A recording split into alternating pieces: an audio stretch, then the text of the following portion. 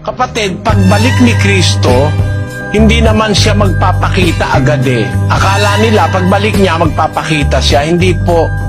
Pagbalik niya, meron siyang pagbalik na sinasabi na hindi naman siya pupunta sa lupa. Bababa lang siya sa langit, susunduin niya yung maliligtas. Yun yung rapture na sinasabi ng ibang iglesia. Unang Tesalonica 4:16. Sapagkat ang Panginoon din ang bababang mula sa langit na may isang sigaw, may tinig ng arkanghel, at may pakakak ng Diyos.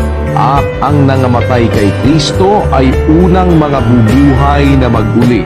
Kung magkagayon, tayong nangabubuhay na nangatitira ay aagawing kasama nila sa mga alapaap upang salubungin ang Panginoon sa hangin, at sa ganito'y sa Panginoon tayo magpakailanman.